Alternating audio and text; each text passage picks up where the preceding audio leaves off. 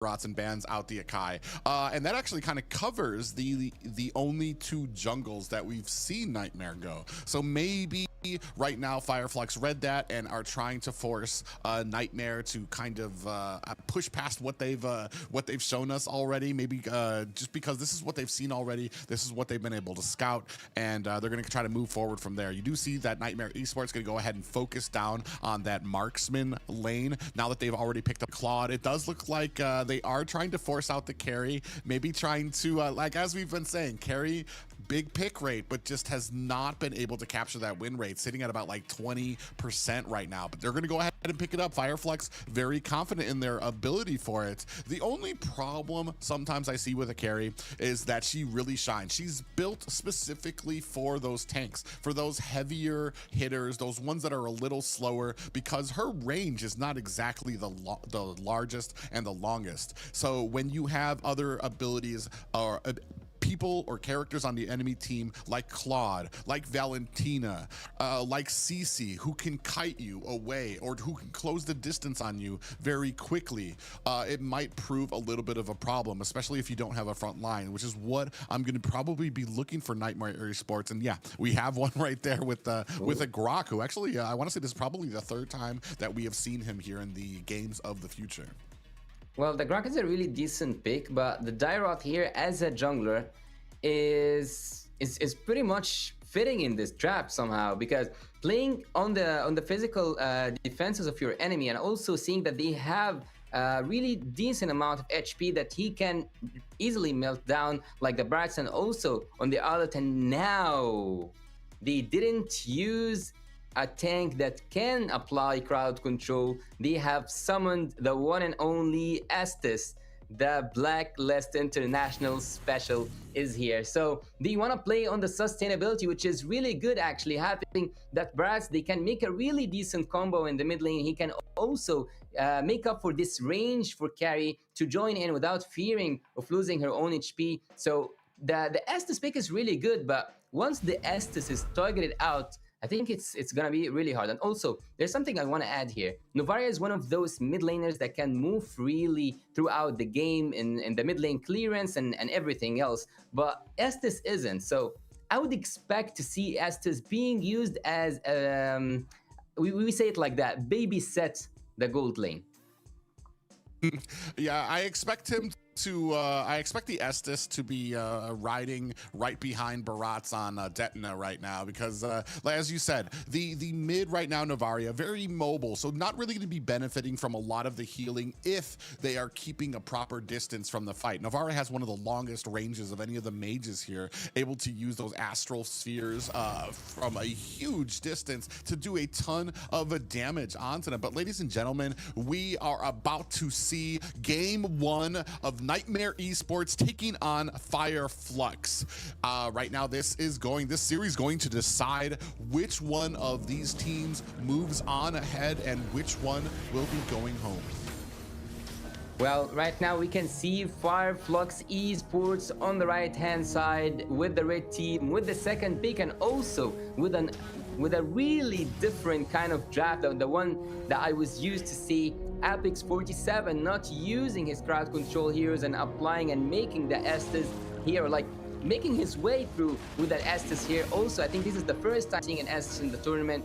Apex47, Rosa in the mid lane facing Suso and also Jasmine. It's gonna be really tough for Rosa to stand up against two in his lane, in the mid lane, because Grok will always clear out this wave really fast with using the first kill. On the jungle, there hasn't been any kind of force or any kind of invade whatsoever. Alien and Jack. I think this is gonna be a really interesting XP lane, since both of these picks are actually banned heroes. Oh, actually, Alan gonna get caught here, is trying to dash himself to safety. You can see Ben just sitting there waiting to put on the damage, and unfortunately for Fireflux Esports, that's gonna be a first blood for Nightmare, but they're gonna go ahead and try to make Jasmine pay for it. You can see he's down to about 10% health. A flicker used by Rosa, still trying to get the auto attacks, and he decides his fate shall be decided by a tower.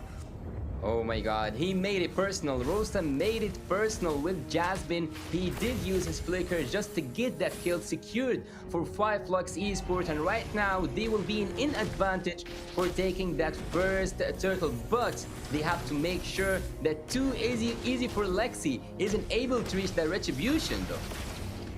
Yeah, you see Lexi actually able to come in there from the side, snatch that away from Fireflux. You just talked about it, and that was unfortunate too because you had Rosa trying to teleport home, Alien wasn't there yet, and you had 4 members from Nightmare over there trying to press their advantage and get that frustration out of Fireflux, and it paid off as they were able to steal away that turtle. Using that Grok to annoy the junglers is a really good tactic, but when it comes to assassin junglers, here seeing a utility jungler such as the Brats, I think it's gonna be really hard for Jasmine to be annoying as he thinks he can be, but Tennessee uses the ult.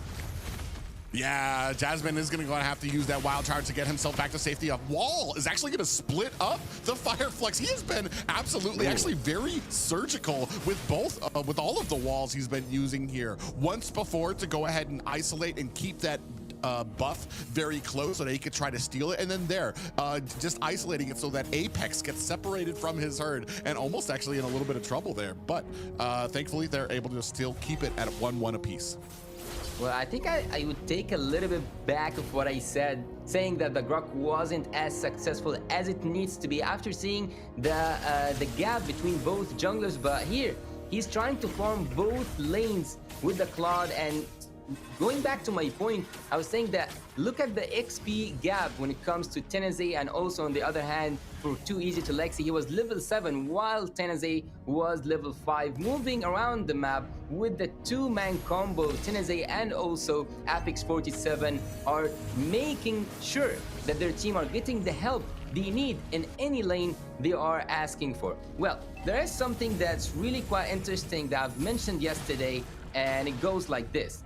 If you made a mistake with an assassin hero as a jungler, it's so hard to recover, but if you made a mistake while using a utility hero as a jungler, it's not that hard to recover. Yeah, and that's true, especially when it comes to like assassins and stuff. Well, we do have a match coming, or a little bit of a fight coming here. Jasmine does get popped up. Detna's welcome. It's going to spit him back out. Lexi able to find another secure onto the turtle. And I just want to say the rotations right now from Nightmare have been so good, especially because Jasmine has been doing such a great job on this bin, making sure that he can refuse farm to the marksman up at the top, and both marksmen have now switched down to the bottom. And I think we're going to start seeing it in the gold discrepancy between Sunshine and Kami. Yeah, I totally agree with you. And looking at Too Easy for Lexi 2 times in a row, using his ultimate, the one that got a little bit of adjustment in the latest patch, not being able to be cancelled. But looking here, they want to get the kill on the CC. Yeah, Jack in a little bit of trouble here, putting on the damage, is going to go ahead and try to create that distance. Whoa. Getting a lot, activates the Vengeance, but it's not enough to save him from 3 members of Fireflux, and this is going to be the first tower of the game. On the other side though, Nightmare Esports are trying, and they did make that trade possible. Yes, they lost one of their members, but they took the bot lane. Too Easy for Lexi, applying some damage. Yeah, and you can see here Jasmine in a little bit of trouble, gets popped up, and he is not long for this world as Rosa finds a kill there. The blessing of the Moon Goddess from Apex, able to keep the entire team healed and topped up through that fight. 1-3 in favor of Fireflux from Turkey.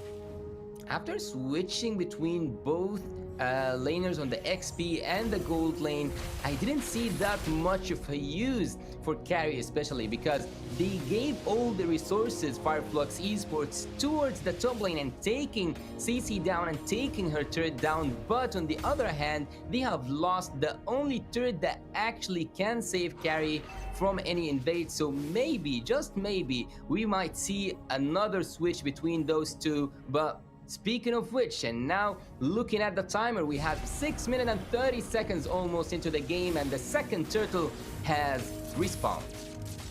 Yeah, and we can already see, I was talking about the gold discrepancy that we were going to be seeing. Carry sitting 1K behind the Claude. Cammy doing such a good job. Now we have the turtle fight here. Half health. Fireflux trying to zone up. A Nightmare coming in. Big final slash lands, and Lexi able to get another turtle. kill. A final slash is out with the blessing of the Moon Goddess to keep the team healed up, and they are trying to give chase, but the mobility of Nightmare is too much. 5 men pushing in the mid lane against just 2 from Team Nightmare Esports. And looking here, Alien might just take it. They do withdraw and they do go to their own laning duties. It seems like it's really too easy for Lexi to take all of these turtles. Oh man, you can see that damage coming out from Sasul, and I do believe I saw an Abyssal Strike come out there from Lexi, which was able to take Tenzi down. I mean, even it doesn't matter how tanky you are, especially with how that Lexi is going to be able to burst through a lot of the armor with that Dairoth. So far, we haven't seen a Flicker Final Slash, one of the classics that Arlott can provide to us. And 60 seconds into, and the Lord will respawn the first load of the game, but it seems like there will be a lot of pressure on the top lane. There might be a surprise coming from Jasmine. Nope, there's no surprise. They just made sure that Flux Esports knows that they are claiming that turret, and that turret is what they have got. In the mid lane, they are still trying to apply some pressure. Flux Esports are seeking solutions, even though the game, when it comes to numbers, almost seems even, but 3-2 with 3k behind when it comes to gold. Ooh, Detna's welcome does land. Tenzi does spit him out. Lexi gets taken out very quickly. Now, the one thing for me is that this Ubi strat of healing up your team and like keeping them grouped up is working for Fireflux. However, it doesn't matter if your team is not landing these retributions. If you're starting to get out gold, like right now, most of the objectives have been going over to Nightmare Esports. Lexi just doing such a great job of getting in there and being able to snatch those objectives away from Fireflux Esports to the point where they're actually behind, despite how well they're doing in some of the team fights. Fireflux also, speaking of team fights, we might see a team fight being forced here, just using the Lord as an excuse for them. Fireflux and also Nightmare are preparing to go into that Lord pit, and as you said earlier on today and in the draft, the Lord range is now so much smaller than it used to be before, so there is no Lord dances that can last long, only claiming that either zoning the enemy completely out or wanting to take that Lord with a fast, with applying all the damage and all the resources of your team to take it as fast as possible. Speaking of being fast as possible, we can see here that the Cloud already have his Demon Hunter Sword, the Golden Staff, and everything he needs for the early game damage. And looking at the carry, she's 1.5k behind just from the Cloud.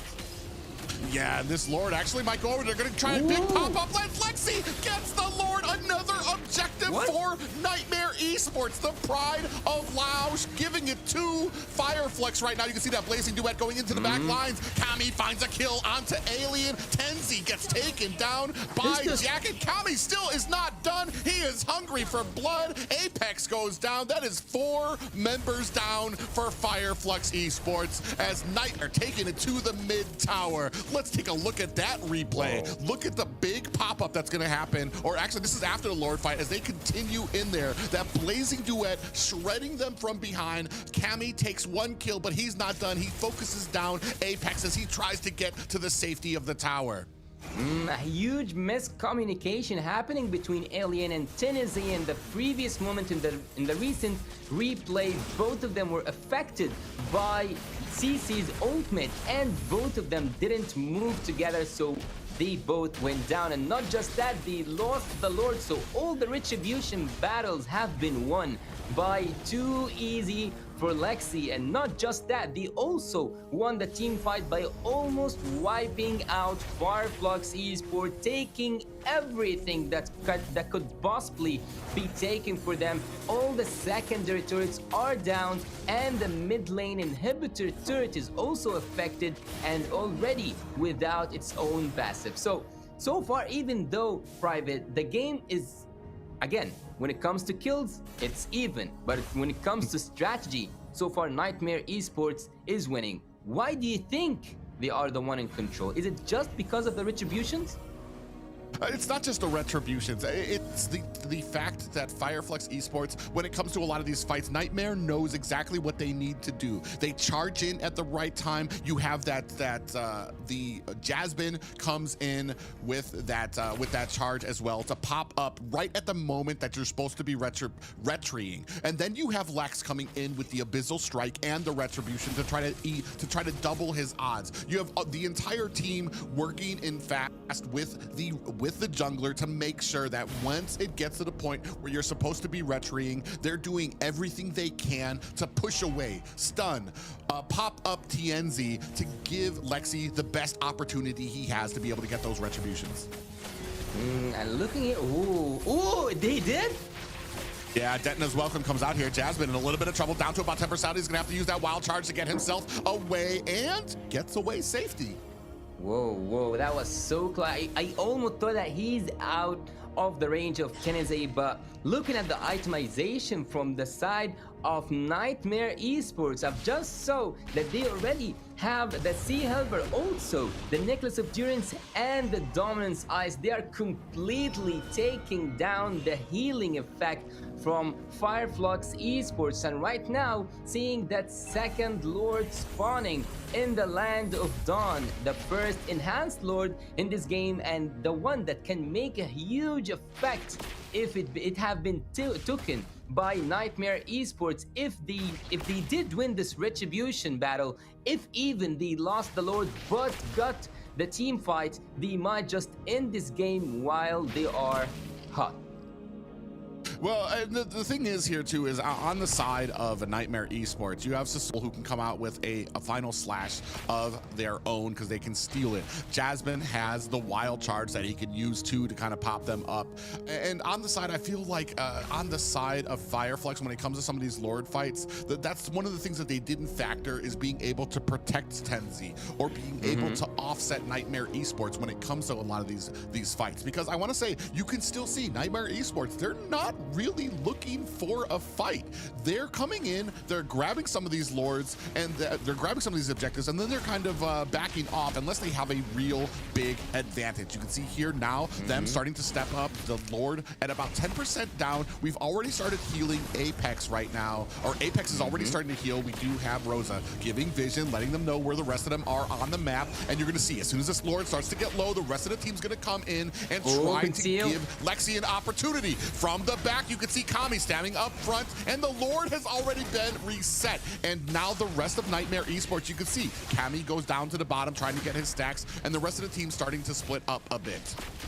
Taking some HP back, Kami, after losing a lot of his HP, and giving and providing vision from Jasmine is just remarkable. Team Flux Esports cannot go into that Lord fight. They are just not prepared, and what's really just like roaming around my head right now, Susol didn't steal any ultimate from Flux Esports. So what are they actually planning on? Maybe they will go on the opposite side of the lane. Claude is the only person, or like the only marksman who's allowed to go and split bush, but here Flux goes, and Jasmine giving a lot of vision. Yeah, Jasmine does land the wild charge there. Pops up too. Blessing of the Moon Goddess is out healing up the rest of the team. Sunshine able to find a kill onto Cecil. This actually might be the advantage that Flux needed before this Lord fight. Out comes the vision from Rosa. They're trying to hunt down Lexi. You can see the zigzags out there, and doing a great job of protecting him is Nightmare Esports. So they're able to get back, but this is a Lord fight that might be going to Flux. Leaving the split bushing, or like the opposite laning clearance, causes Nightmare Esports the loss of the first inhibitor turrets due to minions. Minions clearance, ladies and gentlemen, was better from the side of Flux Esports, taking that Lord, and for the first time, and also, and this is funny actually to say, Tennessee didn't even have the Retribution this time. So I'm not gonna say Tennessee won a Retribution battle, even Retribution this Lord. He just took the Lord without any kind of contesting from the side of Nightmare Esports. The Lord is marching from the top lane, and I think that it is so dangerous to defend this Lord, especially with having the Estes on the opposite side of the map. Susul must do something. Maybe that thing is to steal the Estes ultimate. Oh, we can see right here, they're starting to put the pressure onto Nightmare Esports. Tezzy up front, taking all the damage. Not too far off behind him is Apex, trying to give off a lot of that healing. Luminous Lord up at the top. You can see the rest of Nightmare Esports trying to contend with it to burst it down. Now, that last fight, they did something different. Fireflux realized what they don't want is a 50-50 shot here, because they cannot compete. We do have a flicker with the final slash. In comes the blazing duet. Kami gonna put the finishing touches. Jasmine goes down. Alien is down. That is a 1-for-1 right now as they are continuing. Sunshine finds a kill onto Lexi. Tenzi up in the front, still trying to take the damage. You can see Apex comfortably behind him with those heals. And this might be the end for Nightmare Esports if they can continue on this pressure. More minions charging up at mid. Sunshine comes in, looking for some damage. We're starting to get onto the core. Half health, down to about a third, 10%. This might be it. Nightmare Esports trying to push back. Rosa finds a kill onto the marksman, and this is game. Fireflux Esports come back with a game. This is going to be game 1 for them. This is a really interesting game of going back and forth between giant teams, and in this final touch, it just needed a perfect finish for such a fairy tale.